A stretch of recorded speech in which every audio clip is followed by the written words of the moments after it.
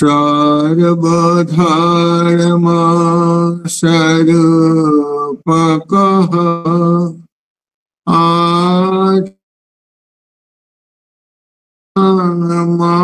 महाचार्य रामकृष्णाय ते नमः। यथाग्नेर्दाहिका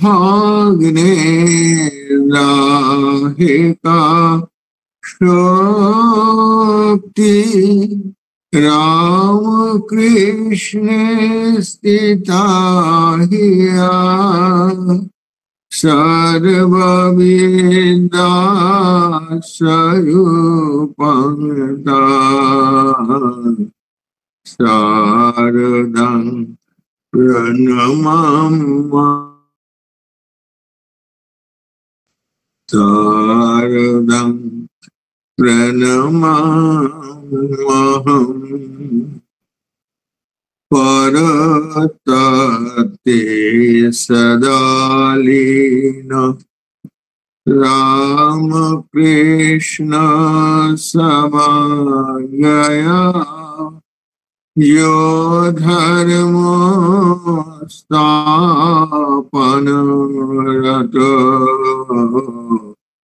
वीरेशं नमाम्यहम् वीरेशं नमाम्यहम्। जो ब्रह्माणं विदधाति पूर्वं यो वै वेदांश प्रहिणोति तस्मै तन्मदेवं आत्मबुद्धिप्रकाशं मुमुक्षुर्वै शरणमहं प्रपद्ये।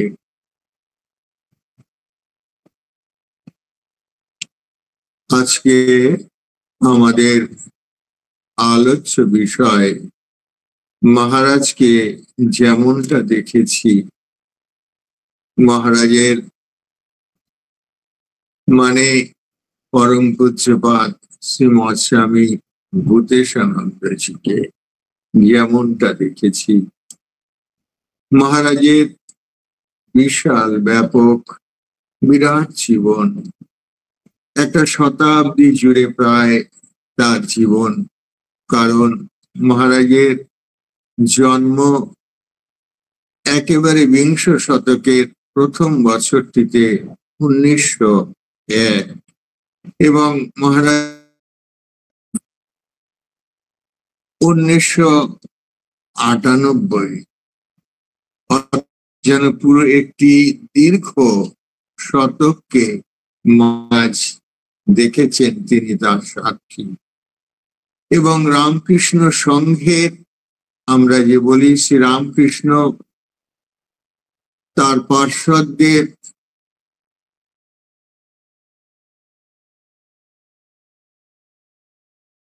দেখেছেন। পরবর্তী যে প্রজন্মের সাধুরা, তাদের মধ্যে তারা অন্যতম বিশিষ্ট। অতএব মহারাজের কাছে আমরা যা এই রামকৃষ্ণ মঠ মিশনের গোড়ার কথা, গড়ে ওঠার কথা, পথ চলার কথা, পুরনো সাধুদের কথা, বিশেষত ঠাকুরের পার্শ্বদের প্রায় 10 জনের তিনি দর্শন লাভ করেছিলেন এবং সঙ্গলাভ যাদের মধ্যে সবচেয়ে বেশি করেছিলেন তিনি হচ্ছেন তার গুরুদেব স্বামী শারদানন্দজি মহারাজ এবং স্বামী শিবানন্দজি মহারাজ। অন্যদেরকে দেখেছেন, পেয়েছেন, কম সময়ের জন্য হলেও তাদের কথাও আমরা কিছু কিছু তার কাছে পেয়েছি। আর তিনি যেহেতু শাস্ত্রজ্ঞ, তিনি যেহেতু রামকৃষ্ণ সংঘের গোড়া থেকেই যেন তার জীবনের কৈশোরেরও যেন কম বয়সে, তখন থেকেই তিনি এনাদের পূত সঙ্গ লাভে তিনি ধন্য হয়েছেন, যার ফলে সমগ্র জীবনটি যেন শ্রীরামকৃষ্ণের নিবেদিত। আমরা যে বলি শ্রীরামকৃষ্ণ ভাবনায় সম্পৃক্ত। সেই রকম জীবনের থেকে যখন আমরা সংঘের বিশেষ বিশেষ কিছু জিনিস বা পুরনো কালের কিছু কথা পরম পূজনীয় গম্ভীরানন্দজি, পরম পূজ্যপাদ বীরেশ্বরানন্দজি এনাদের কাছে জিজ্ঞাসা করেছি, তখন তারা বলছেন যে তোমরা এত কাছে রয়েছে, যিনি এগুলি সবচেয়ে ভালো বলতে পারেন তিনি হচ্ছেন স্বামী ভূতেশানন্দ মহারাজ। ভূতেশানন্দ স্বামীকে তোমরা জিজ্ঞাসা করবে। আমরা বেলুড় মঠে বেশি দিন থাকিনি, বেশি দিন থাকার সুযোগ হয়নি গোড়ার দিকে, কিন্তু গোড়ার দিকে ভূতেশানন্দ স্বামী সবচেয়ে বেশি ঠাকুরের সন্তানদের সঙ্গ করতে পেরেছেন। মঠের প্রতিটি ঐতিহ্য, পরম্পরা, ট্র্যাডিশন আমরা যাকে বলি, তার নখদর্পণে ভূতেশানন্দ মহারাজের কাছেই ঠেলে দিতেন, যার ফলে আমাদের সেই সৌভাগ্য হয়েছিল। বেশ কিছু জনের এমন কোনো মানুষ ছিল না যে মহারাজের আকর্ষণে তার কাছে একবার মাত্র এসেও আর আসবার ইচ্ছে প্রকাশ করেননি। হয়তো তাদের অন্য কোনো কারণে আসা হয়, তার আক্ষেপ তারা করেন ঠিকই, কিন্তু সকলেরই মধ্যে যে মহারাজকে দেখার, পাবার, শোনার, সঙ্গ করার, সান্নিধ্য লাভের একটা দুর্বার আকর্ষণ আমরা দেখেছি। এবং অনেকেই স্বীকার করেছেন যে অনেক প্রেসিডেন্ট, অনেক উচ্চকোটি সাধু এই রামকৃষ্ণ সঙ্গে ছিলেন, আছেন এবং থাকবেন, কিন্তু কিছু কিছু মানুষের মধ্যে এবং ব্যাপক আকারে যে মানুষের মধ্যে যা বিশাল প্রভাব এবং এই আকর্ষণী শক্তি, যেটাকে আমরা বলি গুরু শক্তির আকর্ষণ, সেইটি পরম পূজ্যপাদ স্বামী ভূতেশানন্দজির মতো যেভাবে পরিব্যাপ্ত হয়েছিল, প্রকাশিত হয়েছিল, এবং জনমানুষের এই স্বীকৃতি সকলেই এক বাক্যে স্বীকার করতেন। অতএব আমরা যে সময়টুকু মহারাজকে পেয়েছি, যে সময়ে মানে আমার ব্যক্তিগত কথা দিয়ে এসে যাবে তার মধ্যে, তাতে কিছু এসে যায় না, কারণ আমাদের উদ্দেশ্য মহারাজকে স্মরণ করা, মহারাজকে মনন করা, মহারাজের কাছ থেকে আমাদের যে পাওয়া জীবনের তাদের অভিজ্ঞতার পথ, সেই পথ অনুসরণ করেই আমাদের চলার কথা। অতএব সেগুলি যতই আমরা ঘনিষ্ঠ থেকে ঘনিষ্ঠতর ভাবে তাকে পেয়েছি, তাতে মহারাজেরই ধন্যতা, মহারাজেরই যে আমাদের মহিমা তার দ্বারা প্রকাশিত হবে, সে কথা বলাই বাহুল্য। আমরা সেখানে উপলক্ষ মাত্র। অতএব আমার 1980 সালে দীক্ষা হয় এবং মহারাজকে তার জীবদ্দশায় অর্থাৎ 1998 পর্যন্ত 18 বছর মহারাজকে আমি স্থূল দেহে কাছাকাছি পেয়েছি। অর্থাৎ সেই যে 18 বছরের মধ্যে যখনই মহারাজের কাছে আমরা যেতে পেরেছি, বিভিন্ন জন বিভিন্ন কারণে বিভিন্ন কাজে গেছেন। আমি মহারাজের ফরমাল যে সেবক তাদের মধ্যে ছিলাম না, এটা অনেকেই মনে করে আমি মহারাজের সেবক ছিলাম। সেটি মহারাজ নিজের জীবন সম্পর্কে আমার সম্পর্কে বলতেন যে তিনি মহাপুরুষ মহারাজের ফরমাল সেবক ছিলেন না, কিন্তু মহারাজের অর্থাৎ মহাপুরুষ মহারাজের কাছে যাওয়ার যে সুযোগ তিনি পেতেন, মহারাজের সেবার সুযোগ পেতেন, সেটি তার যে সেবকরা ছিল তাদের আপন হয়ে, তাদের সেবা করে, তাদের কাছে যেন একটি ছোট ভাই, একটি ছোট ছেলে, এইভাবে তারা যেমন তাকে ভালোবাসে, তাদের সেই কৃপা বা আশীর্বাদেই যেন পরম পূজ্যপাদ মহারাজের দরজাটি আমার কাছে খুলে গিয়েছিল। অর্থাৎ মহারাজের ফরমাল সেবক আমরা যাকে বলি, যারা সেই কাজেই নিযুক্ত, তাদের কথা আপনারা জানেন কম বেশি, যে যাকে আমরা নিত্যমুক্ত মহারাজ বলে জানি, তিনি আমার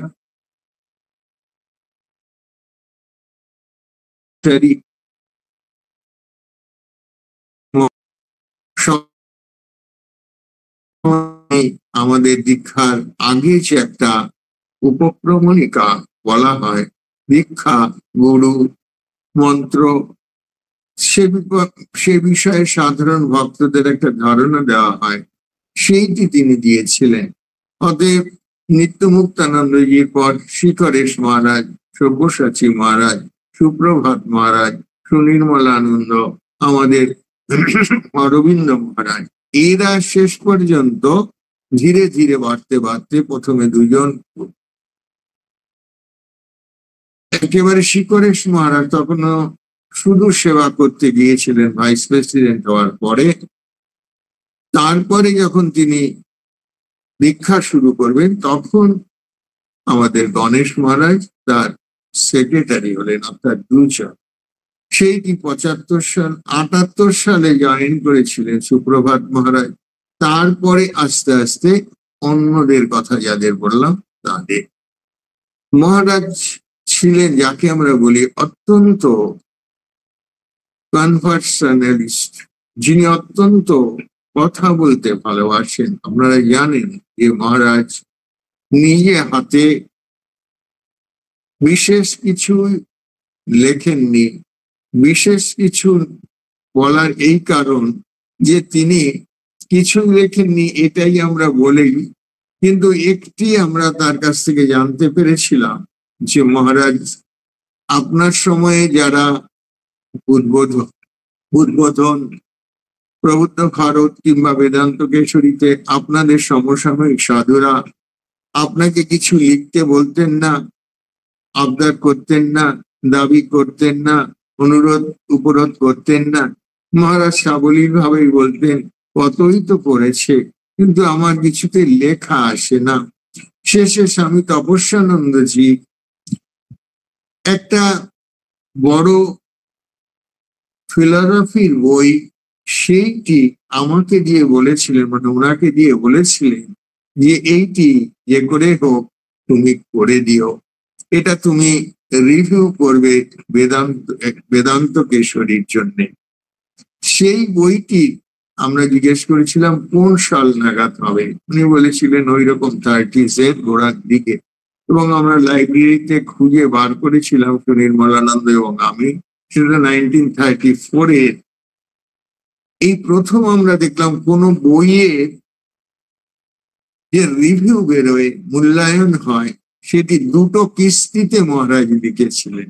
কোন বই এখনো পর্যন্ত আমরা এরকম শুনিনি, দেখিনি, পড়িনি, জানি না যে একটা বইয়ের দুটো কিস্তি লেগেছিল সেই রিভিউটা লিখতে।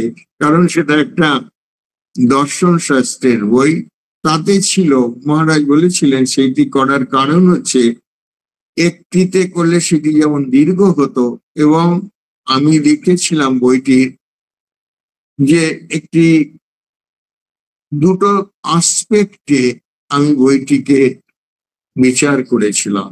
একটি আসপেক্টে কথা প্রথম কিস্তিতে লিখেছিলাম, এই বইটার আরেকটি দ্বিতীয় আসপেক্ট, সেই দিকে দ্বিতীয় কিস্তিটি লিখেছিলাম।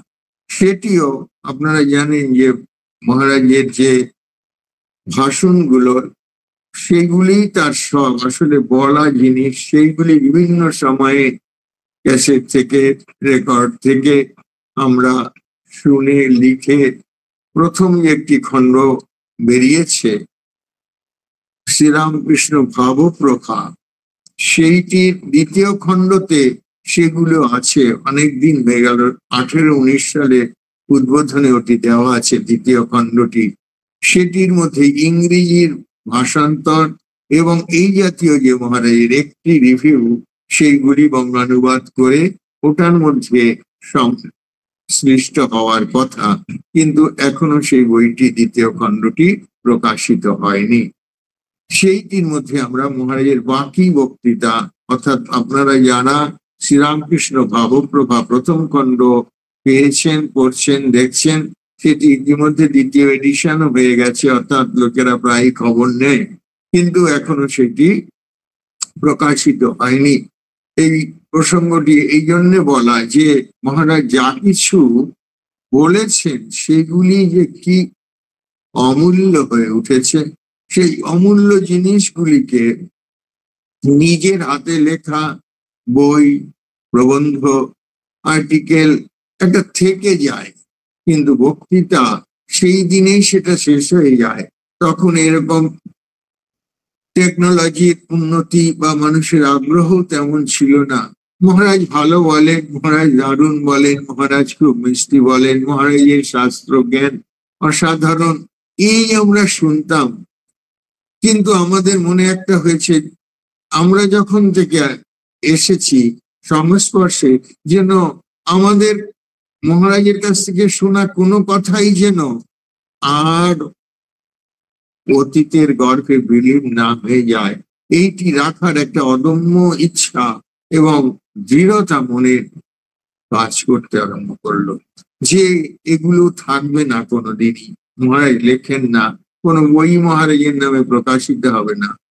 কথামৃত তিনি যে ক্লাস নিতেন, সেইভাবে কথামৃতের আপনারা জানেন 7টি কথামৃত প্রসঙ্গ তার খণ্ড হয়েছে, অনবদ্য অসাধারণ। এইরকম আমাদের আগের কোনো কারো শুধু বক্তৃতা থেকে এইরকম জিনিস তৈরি করা, ওইটি থেকেই আগ্রহ হলো অনেকে যে পরবর্তী কিছু কিছু করা যায় কিনা। সাধু ব্রহ্মচারীদের ক্লাস নিতেন জগদ্দানে, তখন তিনি ভাইস প্রেসিডেন্ট।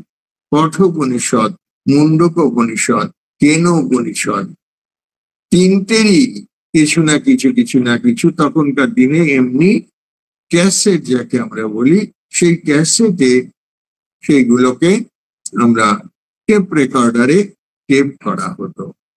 তাও মহারাজেরা রাজি হতেন না। ওনারা জীবনযাপন যেমন করেছেন, এই ধরনের প্রচার এটা ওটা সেটা সেগুলোকে তারা যেন আতিশয্য মনে করতেন। কারণ তাদের ত্যাগ, তপস্যা, কৃচ্ছতার জীবন, সাধু জীবন, ঈশ্বর লাভ, ভগবান লাভ, ঈশ্বরের সেবা, এইগুলোই বেশি তাদের মনের মধ্যে প্রভাব বিস্তার করত। সেই জন্য কিন্তু আমরা যখন অনুভব করলাম, এবং আমরা বলছি কিন্তু বলতে গেলে সেই রকম কয়জনই বা করেছে। আমি একটু মহারাজের নেওটা ছিলাম, দাদু, জেঠু, বাবা, এদের সঙ্গে যেরকম ভাবে ছেলে মেয়েরা, ছোট ছেলে মেয়েরা এসে, আমার স্বভাবটা এইরকম যে আমার হচ্ছে ছেলে মানুষদের, বাচ্চাদের সঙ্গে বন্ধুত্ব নয়, বৃদ্ধ মানুষদের, প্রবীণ মানুষদের সঙ্গে বন্ধুত্ব বা ভাব। সেই জন্য তাদেরকে আমার এত ভালো লাগতো যে আমি তাদের যেন পায়ে পায়ে চলি, এইরকম আমার স্বভাব।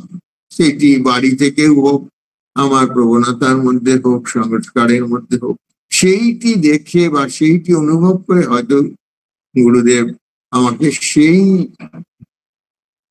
আশ্রয়টি এবং সেভাবে সেই সুযোগগুলো তিনি করে দিয়েছে। আমি হেডকোয়ার্টার্সে অ্যাকাউন্ট সেকশনে কাজ করতাম।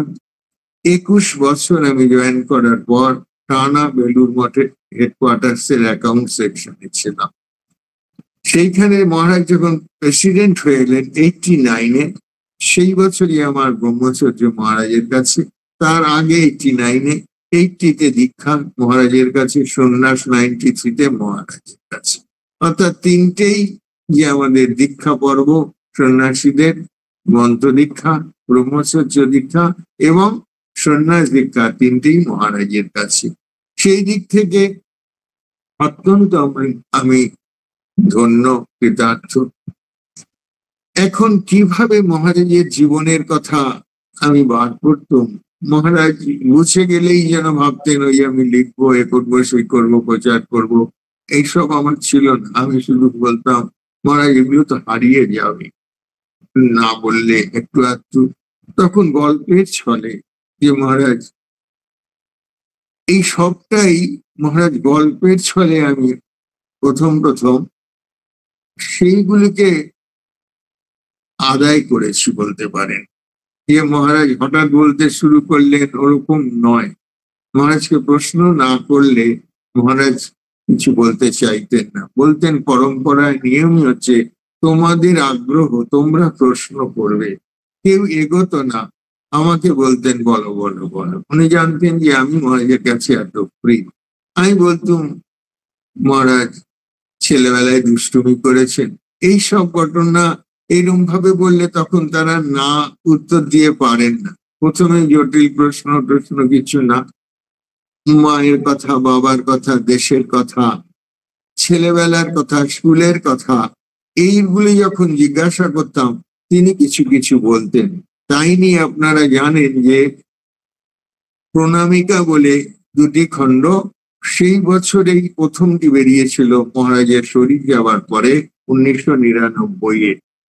সেইটির প্রথমেই মহারাজের বাল্য স্মৃতি বলে মহারাজের ছেলেবেলার কথা, মহারাজের কথা দিয়ে আমি শুধু সংকলক হিসাবে লিখেছিলাম। সেইগুলো এখন যখন দেখি বা পড়ি খুব অবাক লাগে যে মহারাজ এমন নির্ভেজাল ভাবে সেই কথাগুলি বলেছিলেন। সেইগুলোর থেকে আমি কিছু এই সামনে বইটা আপনারা দেখাচ্ছি, এই বইটার কথা আমি বলছি, দেখা যাচ্ছে এই বইটার কথা বলছি। এটার থেকে মহারাজের বাল্য স্মৃতি এইগুলি অনেকেরই জানা থাকে না, একটু জানলে ভালো লাগে। কারণ মহারাজ ছিলেন বাঁকুড়া জেলার মানুষ এবং এদেশি আমরা যা বলি, কারণ আমাদের কলকাতার সংস্কৃতিতে ওপার বাংলা এপার বাংলার মানুষ মিলেমিশে এক হয়ে গিয়েছিল, এক হয়ে গেছে। সেইটি ওই প্রত্যন্ত জেলাগুলোতে তখন হয়নি।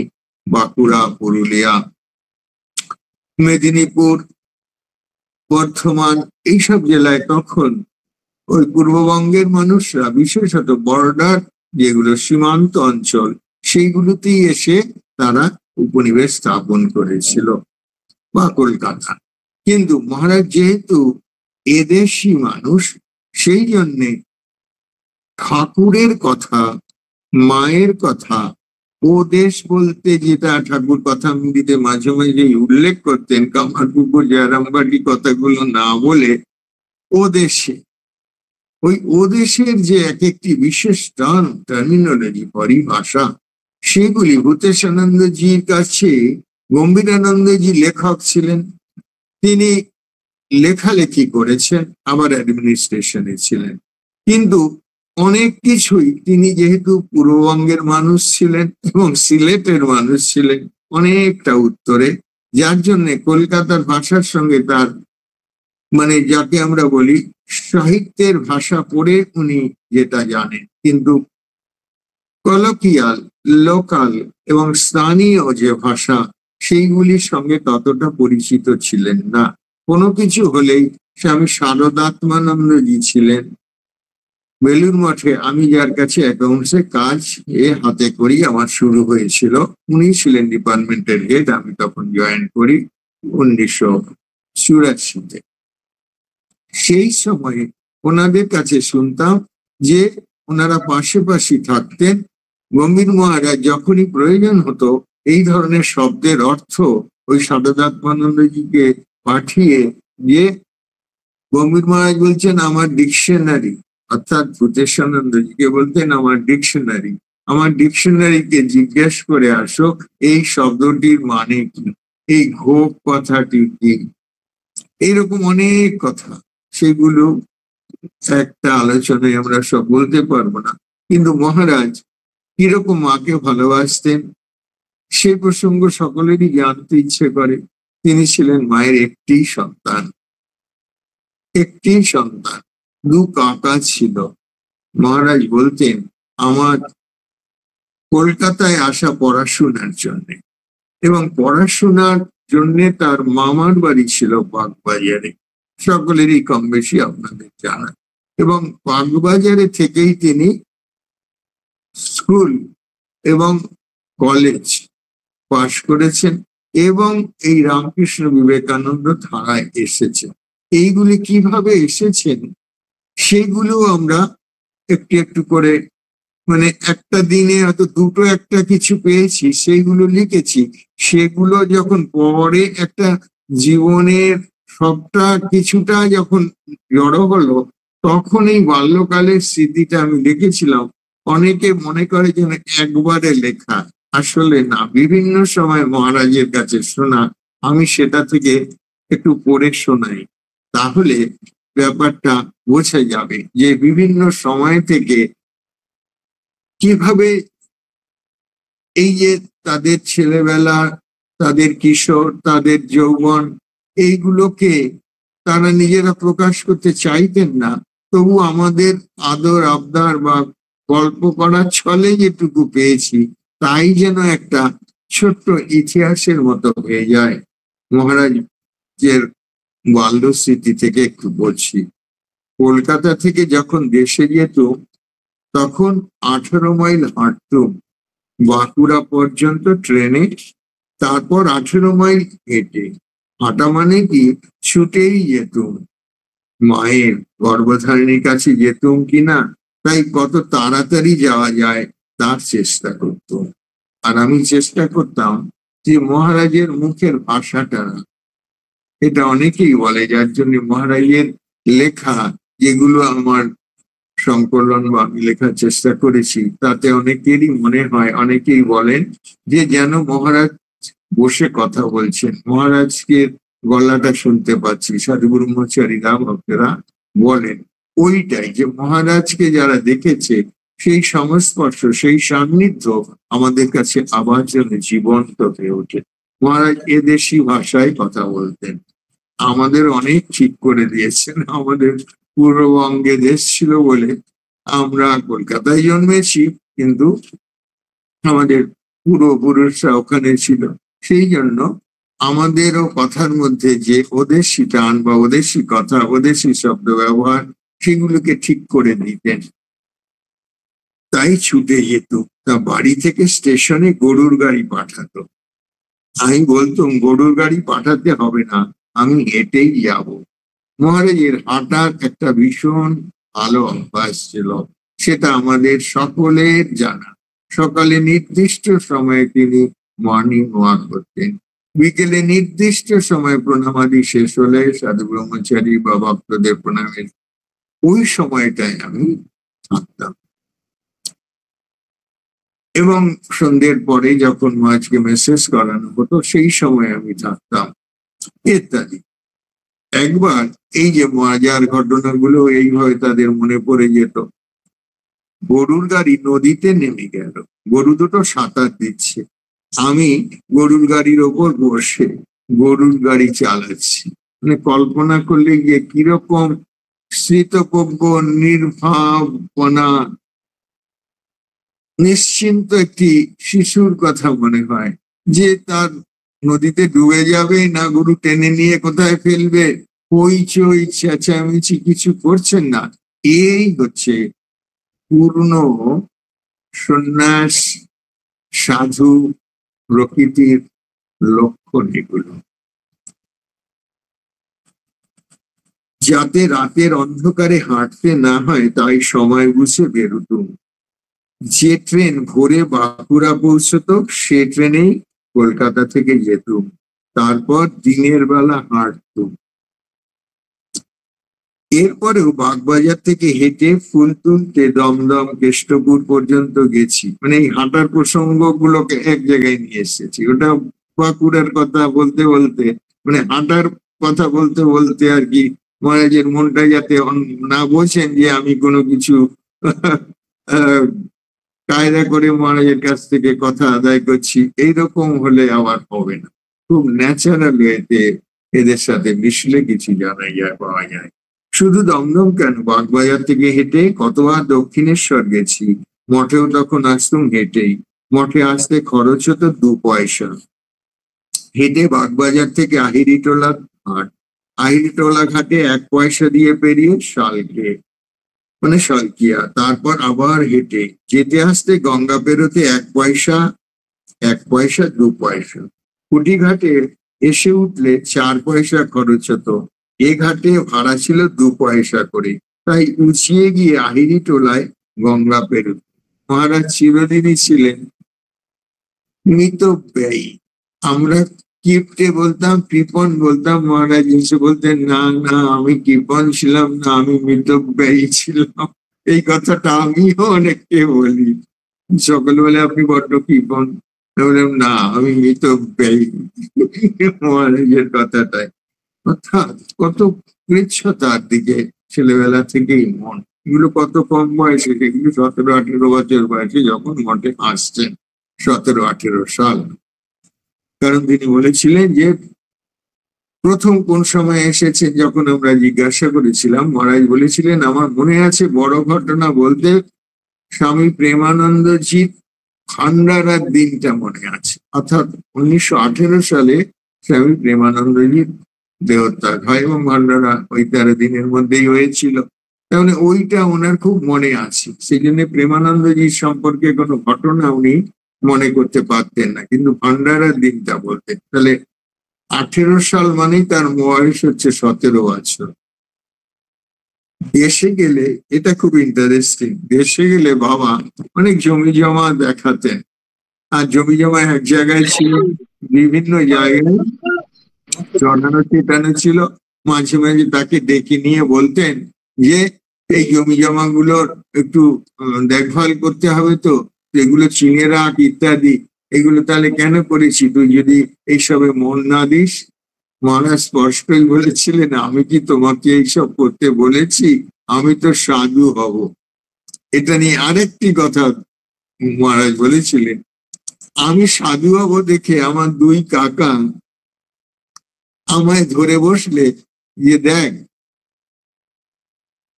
তুই তো সাধু হবি বলছিস, তোর বাবাকে বুঝিয়ে তুই জমিগুলো নে। এক কাকার ছেলে পিলে ছিল না, আর এক কাকার একটি ছেলে একটি মেয়ে ছিল। তা যার ছেলে পিলে ছিল না সে বলতো দেখ ওর তো ছেলে পিলে আছে, ওরা তো ওকে দেখবে, আমার তো ছেলে পুলে নেই, আমাকে কে দেখবে ভবিষ্যতে, তুই ওগুলো আমাকে দিয়ে দে। আর যার ছেলে পুলে ছিল সে বলতো ওর তো ছেলে পুলে নেই, কে ভোগ করবে, আমার তো ছেলে পুলে আছে, আমার তো সম্পত্তির দরকার, আমাকে দিয়ে দে। আমরা জিজ্ঞেস করতুম কি করলেন আপনি, বলে আমি তো ওগুলোর মালিকই নই। আমি বললাম ওগুলো তো আমার নয়, আমি কি করে দেব। পরে মিষ্টি করে বলছে কাউকেই দিতে হলো না। কি এর যুক্তি দুটোরই স্ট্রং, কিন্তু তবু মহারাজ কি সুন্দর বলছেন যে কাউকেই দিতে হলো না। আর স্কুলের কথা জিজ্ঞাসা করতাম, তাতে একবার বলেছিলেন যে একজন পণ্ডিত মশাই কিছুতেই ক্লাস কন্ট্রোল করতে পারতেন না, সকলেই চেঁচামেচি করতো, ছাত্ররা ক্লাস ছেড়ে মাঝে মাঝে তিনি বিরক্ত হয়ে চলে যেতেন।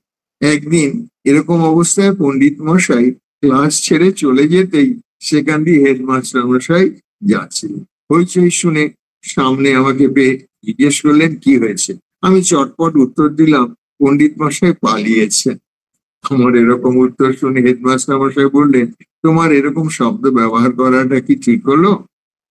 আমার ভুল বুঝতে পেরে তৎক্ষণাৎ আমি বললাম স্যার ভুল হয়েছে। একবার সংস্কৃত পরীক্ষায় ধাতু রূপের একটা উত্তর আমার জানা নেই, কিন্তু আমার পাশের জন লিখেছে, তার খাতার দিকে তাকিয়ে আমি দেখে ফেলেছি। লিখতে যাব মনে হলো এ কি করছি, এটা তো চুরি করা হচ্ছে। আমি ওই প্রশ্নের উত্তর লিখলাম না। যেদিন মহারাজ বলেছিলেন এখনো আমার মনে আছে যে আমি গম্ভীর হয়ে গিয়েছিলাম। মহারাজ বলছেন কথা বলো। বললাম মহারাজ আপনি যে ঘটনাটার কথা বললেন তারপর আর আজকে আর কথা হবে না। বলে কেন, এরকম কজন পড়ে মহারাজ, চেষ্টা করলে পারা যায়, চেষ্টা করলে পারা যায়। অর্থাৎ কিনা এই যে সততা, ইনস্টিংক্ট, কম বয়সে, এগুলি সাধুর লক্ষণ, এগুলি উচ্চ মানবতার লক্ষণ। অর্থাৎ তিনি সেটি লিখলেন না, যে না, সেটা তো অন্যায়। আমরা অন্য সময় জিজ্ঞাসা করেছি, মহারাজ আপনি কখনো মিথ্যে কথা বলেছেন? এরকম সরাসরি আমরা প্রশ্ন করতাম। ভাবা যায় না গুরুকে এইরকম সরাসরি, আজকাল তো গুরুদের কাছেই যাওয়া যায় না, দূর থেকে রেলিং এর দূর থেকে প্রণাম করুন, এই ভিড়ের মধ্যে কোন রকম সাধু মচারীদের ঢল, ভক্তদের ঢল, কারো কিছু বিশেষ কথা থাকলে হয়তো একটা অ্যাপয়েন্টমেন্ট বা সময় নিয়ে একটু কথা বলা যায়। কিন্তু এরকম যে দিনে দুবার তিনবার, একবার তো অন্ততই এক বেলার কোনো অন্য কোনো কাজে বা কিছুতে আটকে গেলে, বা মহারাজ ছিলেন না পরদিন আমাকে বলছেন এই ছেলেটিকে তো দেখছি না অনেকদিন, মজা করে বলছি। বললাম কেন, কাল তো আপনি ছিলেন না, আমি তো এসেছিলাম, আপনাকে সেবা প্রতিষ্ঠানে যেতে হলো না কি চেক টেক? বলে ও তাই। মানে একবেলা না দেখলে এরকম বলতেন। সেই জন্যেই এই যে আগে একটা সম্পর্ক চাই, একটা মিষ্টতা চাই। মহারাজ বলতেন, মাঝকে অনেক সাধু মহাশয় জিজ্ঞাসা করতো, মহারাজ আপনারা যে সময়ের কথা বলেন, আপনারা ঠাকুরের সন্তানদের এত ভালোবাসা পেয়েছেন, এত কাছে গেছেন, আপনারা কত ধন্য। এখন তো ভালোবাসা যেন কমে যাচ্ছে। মহারাজ তখন বলছেন, দেখো ভালোবাসাও পাওয়ার উপযুক্ত হতে হয়, ভালোবাসা অর্জন করতে হয়। সাধারণ কথা, আজকাল এই কথাটা সমাজে চালু হয়ে গেছে, ভালোবাসা নাকি কমে আসছে। তখন মহারাজ বলছেন, এটা ম্যাসিভ ওয়েতে, মহাস ওয়েতে সকলের মধ্যে, জনগণের মধ্যে কতটা কমেছে বেড়েছে এইরকম বিচার চলে না। নিজের মনে বিচার চলে যে আমার কি অন্যের প্রতি ভালোবাসা কমছে না বাড়ছে।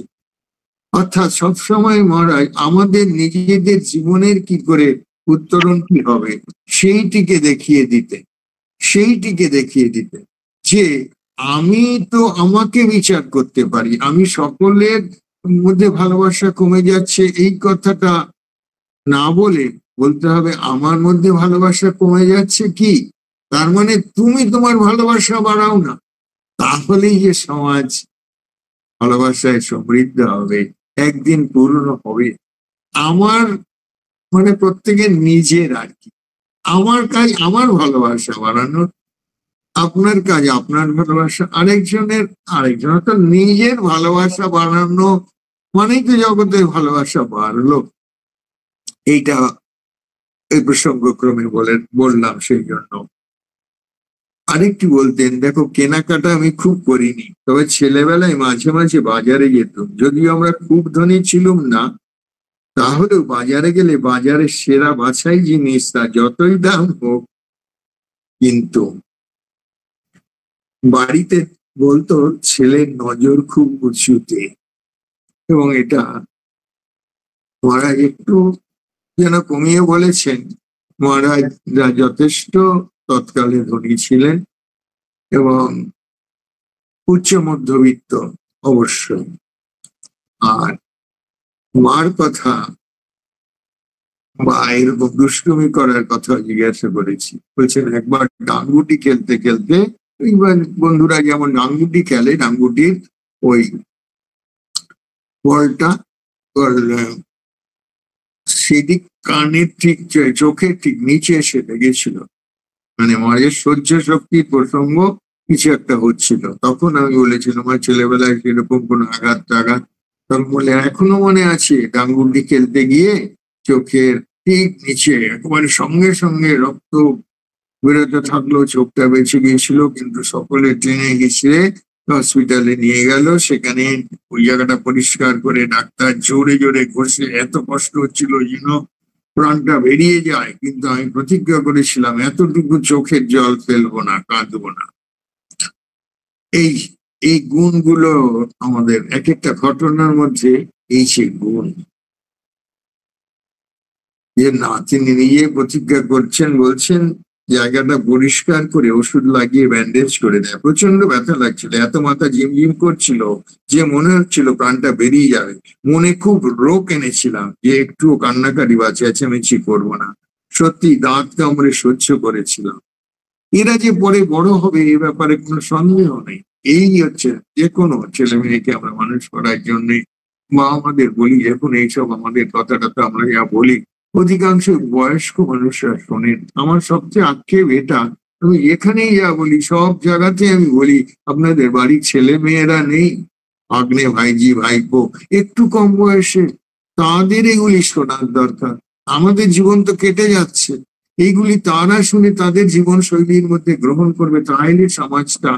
আবার বুড়ো বুড়িদের আমি দায়ী করি যে আপনারা এই আশ্রমে আশ্রমে আসেন এই সন্ধ্যাবেলা, এই দেখে ইয়াংরা ভাবে যে এটা শুধু বুড়োদের জায়গা, এদের বুড়োদের জায়গার মধ্যে আমরা গিয়ে কি করব। আপনাদের বোঝাতে হবে যে ওখানে ওই হয় যে গীতা ক্লাস করেন কি কথামৃত করেন কি স্বামীজির কথা বলেন, তোদের জীবনটা কিভাবে গড়ে উঠবে সেই সব কথা বলেন। এই ঘটনাটার মধ্যে কি শিখছি, কি ধৈর্য, কি সহ্য, কি প্রতিজ্ঞা, এইগুলি ছেলে মেয়েদের শেখাতে। সবকিছুতেই নরম গুডি গুডি, এই হতাশ বিষণ্ণতা, যেন হেরে গেলাম না। এটা কাদের দরকার? 70 বছরের লোকের বেশি দরকার না 7 বছরের 17 বছরের ছেলে মেয়েদের দরকার? ওইদের বলতে হবে। অনেকে বলে মহারাজ ওরা এগুলো করতে চায় না, শুনতে চায়, সবাই বলতে থাকে। তখন আমি বলি তাদের কত বয়স? কেউ বলে 22, কেউ বলে 20, কেউ বলে 28, কেউ বলে মহারাজ একটু তাদের নিয়ে আসবো, একটু কাউন্সিলিং করে দেবেন। আপনি অনেককে এত এত মিষ্টি করে বলেন, এত রকম ভাবে বলেন। আমি বললাম, বলে মেয়ে কথা শুনি না, ছেলে অন্যদিকে যাচ্ছে। বললাম বয়স কত? বলে 22, 24 এরকম বলে। আমি বললাম 22, 24, 28 কেন? তাদের কি 12 বছর বয়স ছিল না? 8 বছর বয়স ছিল না? তখন ধরতে হবে কখন সে অন্যরকম হচ্ছে, সেটা পয়েন্ট আউট করতে হবে। মা বাবাই প্রথম, যে ছেলে মেয়ে সবচেয়ে বেশি সঙ্গ, ছেলে মেয়ে যদি কাজ সারা জীবনে সবচেয়ে বেশি কারো সঙ্গ করে থাকে সে হচ্ছে মা বাবা। মা বাবাই তো, আমি স্কুলের সেক্রেটারি ছিলাম, 2000 ছাত্র বরানগর বিষয়। সকলে বলতো আপনাদের এখানে থাকলে ওরা মানুষ হবে। বললাম সে কি কথা, আপনাদের কাছে থাকে 18 ঘন্টা, আমাদের কাছে থাকে 5 ঘন্টা, 4 ঘন্টা, 6 ঘন্টা। আমাদের 3 গুণ সময় আপনাদের কাছে থাকে। আমাদের কাছে তো অধিকাংশটাই তো বই, সিলেবাস, ক্যারিকুলাম এইসব না। মা বাবার বিরাট একটা দায়িত্ব, সেইটাতে আমরা ফেল করছি। তাই সমাজের এই ভালো মন্দ যেটুকু ওই মা বাবার জন্য, যে মা বাবা যেটুকু ভালো করতে পেরেছে সেই ভালোটুকু সমাজ পাচ্ছে, যেটুকু পারেনি সেই অন্যায়টা, দোষটা আবার আমাদের ভোগ করছে। ঠিক দুটো এর জন্যই আমরা দায়ী। আর স্বামীজি তো মারাত্মক কথা বলেছেন।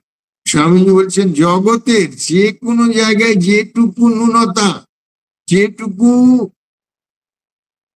দোষ ত্রুটি, তার জন্য আমরা প্রত্যেকে দায়ী।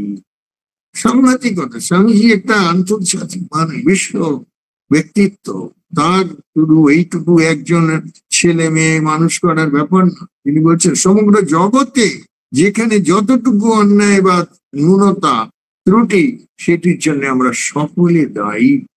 কোথাও না কোথাও ভাবনার, চিন্তার, আন্দোলনের, যে কোনো কিছুতে আমরা দায়ী। ভালো করতে হবে, আপনা থেকে তারা ভালো হবে। তারপরে যদি না হয় তো ভগবানের যেমন ইচ্ছে, কিন্তু আমরা কি ততটা করছি? এইটি মহারাজ বলতেন। আর মহারাজ এই মেয়েদের মায়েরা মহারাজের অর্থটা মহারাজ ভীষণ ওদের এনকারেজ করতেন। মেয়েরা যখন বলে মহারাজ আর পারি না, বাচ্চাটা এত দুষ্টুমি করে, আমি বলি আরো করুক, শুনে ওরা আসে। প্রকৃতপক্ষে মায়েরা মনে মনে চায় এই যে মহারাজের রেশনালিটি, মহারাজের মনস্তত্ব, একটা পুরুষ মায়ের মানুষ বলবে যে মায়েদের মনের কথা কিভাবে এত জানেন। অনেকে আমাকে এটাও কথা বল, প্রকৃতপক্ষে মায়েরা মনে মনে চায় বাচ্চারা একটু দুষ্টুমি করুক।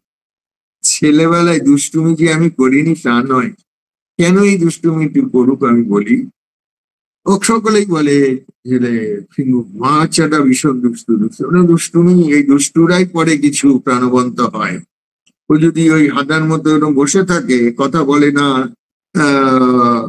কোনো কিছুতে আগ্রহ নেই, মায়েদের ভালো লাগে না এরকম ছেলে।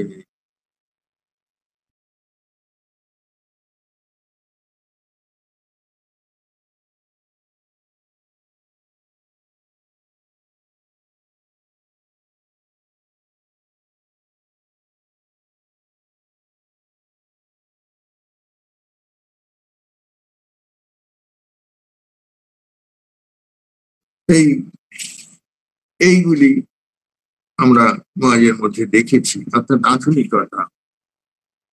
বলছেন এরকম মাস্টারমশাই ক্লাস নিয়ন্ত্রণ করতে পারছে না।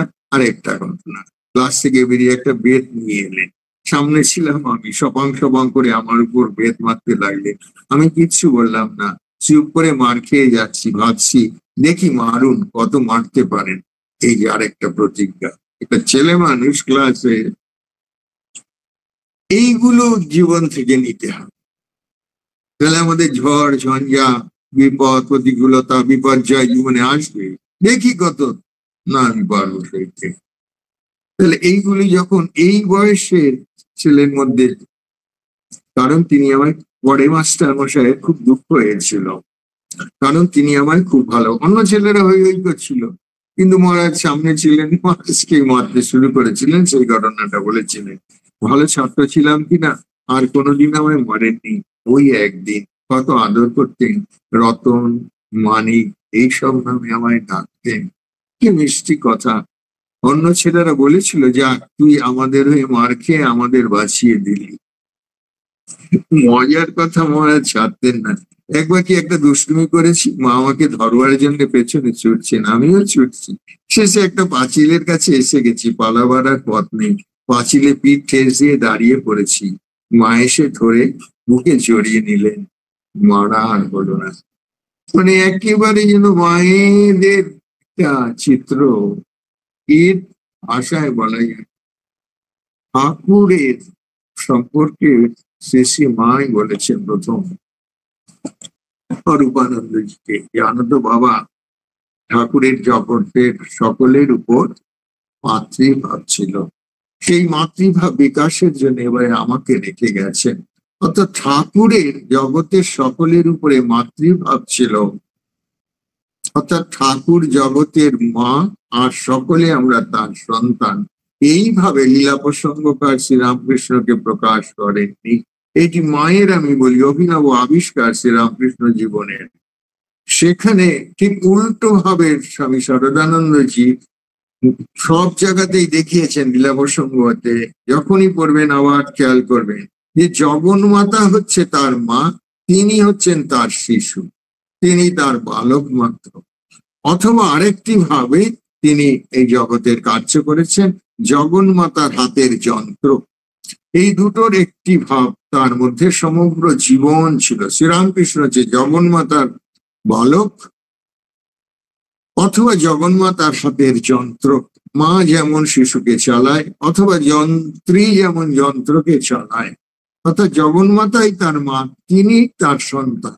আর এখানে মা আবিষ্কার করছেন মা সারদা দেবী শ্রীরামকৃষ্ণ সম্পর্কে, এটি আর কেউ বলেনি। এক জায়গাতে একটি চিঠিতে স্বামীজি বলছেন তিনি ছিলেন আমাদের মা, ঠাকুর সম্পর্কে বলছেন। ওই একটি জায়গায় পেয়েছি যে স্বামীজি আর মা সারদা দেবী শুধু ঠাকুরকে মা বলে উল্লেখ করেছেন, আর রাজা মহারাজ এবং শিবানন্দ মহারাজ তাকে মায়ের মতো দেখতেন, এইটাও জীবনীতে আছে। অর্থাৎ এই চারজনকে এই মানে সরাসরি পাওয়া যায়। সেইটি নিবেদিতা দৃষ্টি এড়ায়নি। নিবেদিতা বলেছিলেন যে এই শ্রীরামকৃষ্ণ যে মাতৃভাব, সেই মাতৃভাবের যে খণ্ড, সেইটি মা সারদা দেবীর কাছে যেন তিনি দিয়ে গেছে। অর্থাৎ একটি মেয়ের বা নারী শরীরের মধ্যে দিয়ে মাতৃত্বের ভাব যতটা প্রকাশ হবে, একটি পুরুষ শরীরের মধ্যে দিয়ে ততটা হবে না। সেই জন্য শ্রীরামকৃষ্ণের যে মাতৃভাব, সেটা জগতে মায়ের মধ্যে দিয়ে, শ্রীমা সারদা দেবীর জীবনের মধ্যে দিয়ে প্রকাশিত হবে এবং জগৎ আরো বেশি লাভবান হবে। সেই জন্যে আসলে ঠাকুরের মধ্যেই সেটি ছিল। এই প্রসঙ্গে একটি দুটি নরেন খাউ দেশও আছেই।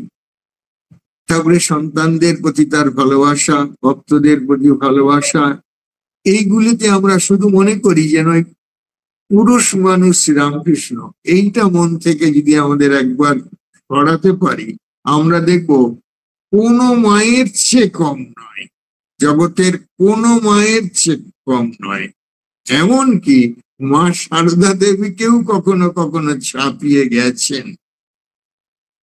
আমি বলি শ্রীরামকৃষ্ণ যখন স্থূল দেহে আছেন তখন তো নরেন খাও আছে। আর আজকেই ব্রহ্মচারীদের ক্লাসে যখন স্বামীজির লাইভ পড়ানো হচ্ছিল, তখন আমার হঠাৎ মনে পড়লো যে ঠাকুর যখন নেই, তখনও স্বামীজি যখন ভারত পর্যটন করছেন, একটা স্টেশনে তার খাওয়া হয়নি 2 দিন 3 দিন রয়েছে, একজন এসে তাকে ঠেলছে, বলছে বাবাজি স্বামীজি হয়েছে যে কি, বলছে রামজি বললেন যে আমার এক ভক্ত ওখানে একটা স্টেশনের অমুক জায়গাটায় শুয়ে আছে, তার খাওয়া দাওয়া হয়নি, তুই তার জন্য কিছু ভালো ভালো কিছু খাবার নিয়ে যা। সে আবার ওই ভালোই করছিল, অর্থাৎ মিষ্টি টিষ্টি দ্রব্যাদি, মিষ্টান্ন দ্রব্যাদির দোকান ছিল। সে প্রথমে গুরুত্ব দেয়নি, একবার ঠেলেছে, আবার সে পাশ ফিরে শুয়ে পড়েছিল। সে বলছে স্বামীজি বলেছেন যে না তুমি ভুল করছো, আমার এখানে কেউ চেনা টেনা নেই যে তোমাকে পাঠাবে আমাকে খাবারের জন্য। বললেন না, আমার রামজি, আমি রামের ভক্ত, আমি ঘুমোচ্ছিলাম, আমাকে ঠেলে, প্রথমে আমি ভাবলাম আমার মনের ভুল, পরে আমি পাশ ফিরে শুয়েছি। আবার বলে তুই এখনো উঠলি না, আমার ছেলেটি ওখানে না খেয়ে শুয়ে আছে স্টেশনে অমুক জায়গায়, তুই কিছু ভালো মিষ্টান্নাদি নিয়ে তাকে নিয়ে আয়। সে ওইসব জিনিস নিয়ে স্বামীর সামনে গেছেন এবং রেখে বলছেন যে আমার রামজি স্বপ্নে আদেশ দিয়েছেন, আপনি সেই ব্যক্তি, জল টল দিয়েছেন। তা আমি বলি ঠাকুর বেঁচে থাকতে নরেন খাও শুধু করেননি, যখন তিনি নেই, সে খেতে পাচ্ছে না, তখন নরেনের খাওয়ার জন্য তিনি চিন্তা করছেন। এগুলো ভাবলে শিহরিত হতে হয়, এগুলো ভাবতে হবে। যত ভাববেন দেখবেন আমাদের ভিতরের মধ্যে এইরকম সব ছড়িয়ে আছে, এইরকম ছড়িয়ে আছে। অনেকদিন না দেখা দর্শন হলে থাকতে পারতেন না। আলমোড়াতে দূর থেকে বোনের বলছেন যে চলে যা, অখণ্ডানন্দকে বলছেন যে তুই ওই পথে যা, আমি একটু এই পথে যাই। অনেকদিন পর ওরকম নীরব নির্জন জায়গা পেয়েছেন বোনের মধ্যে, একলা স্বামীজি ঠাকুরকে বলছেন আমি অনেকদিন তোমার দর্শন পাইনি, তুমি কোথায় কোথায়। তুমি দূর থেকে দেখছেন অখণ্ডানন্দ, কেন এক একজন গুরু ভাই স্বামীজিকে এইরকম গুরুর মতো, গুরু ভাই কিন্তু গুরুর মতো শ্রদ্ধা পেয়ে গেছেন, জগতে এরকম দ্বিতীয়টি নেই। প্রত্যেকে তার সমবয়সী, কেউ কেউ তার চেয়ে বড়, ছোট 2-1 মাত্র। এইরকম ব্যক্তিত্ব যে গুরুর মতো মান্যতা পেয়েছে, সে দেখছে যে ওইখানে স্বামীজি এবং তাকে ঠাকুর আলিঙ্গন করে দিয়েছে। আচ্ছা, তো তার জীবনে এটা এইগুলি যে আমাদের ভাবধারা, কোথাও কোনো ব্যক্তি, কোনো মহাপুরুষ কোথাও শেষ হয়ে যায়, এটা অবতারের দ্বারা সৃষ্ট। এই কেন বলছি, এইরকম মহাপুরুষদের একটা আলোচনায় তো আমরা এর 4টে আলোচনা করলে উপদেশানন্দী জীবন আমরা বলে শেষ করতে পারবো না। কিছুটা আমরা কেন, এই যে একটি শ্রীরামকৃষ্ণের মাতৃভাব ছিল, সেই মাতৃভাব বিকাশের জন্য তিনি আমাকে রেখে গেছেন। কথাটি হচ্ছে মায়ের, কিন্তু মায়েরই ছেলে স্বামী শরৎ মহারাজের মধ্যে মাতৃত্ব যেভাবে প্রকাশিত হয়েছে, সেই রকম হয়তো অন্যদের মধ্যে, কিন্তু স্বামীজি সব ক্ষেত্রে আলাদা। স্বামীজিকে কারোর তুলনার মধ্যে আনতে মা বারণ করে গেছে। যখনই কোনো কিছু আলোচনার মধ্যে স্বামীজির প্রসঙ্গ চলে আসতো তখনই মা বলতেন সবকিছুতে অর্থাৎ ও এক্সেপশনাল, ওর মতো আর সে মা যেমন মনে করতেন স্বামী ঠাকুর তেমনই মনে করতেন ইত্যাদি। সেই এইখানে এই প্রসঙ্গ এইটি বললাম। বলছেন মা আর তাকে মারতে পারলেন। আরেকবার একটা গরু আমায় তাড়া করে, আমি ছুটছি, ছুটতে ছুটতে হোঁচট খেয়ে পড়ে গেছি। পিছনে অনেক রেমিনিসেন্সে আপনার অন্যগুলো পাবেন, যে যে শতবর্ষ বইটা বেরিয়েছিল অন্যের, সেগুলি সবই তারা তাকে যেমন দেখেছে, কিন্তু এই যে তার ছেলেবেলার প্রসঙ্গ ইত্যাদি ইত্যাদি এইগুলো তো সব জায়গায় পাওয়া যাবে না। সেই জন্য আমি একটু মহারাজের ছেলেবেলার প্রসঙ্গগুলো পড়ছি। আরেকবার একটা গরু আমায় তাড়া করে, আমি ছুটছি, ছুটতে ছুটতে হোঁচট খেয়ে পড়ে গেছি। পিছনেই গরুটা এসে গেছে। ভাবছি এই শিং দুটো দিলে আমায় পিঠে বসিয়ে, কিন্তু আশ্চর্য, আমার কাছে এসে সে থেমে গেল, আমার পিঠে আলতো করে মুখ লাগিয়ে চলে। অশান্তি এইগুলি যোগের মধ্যে আছে।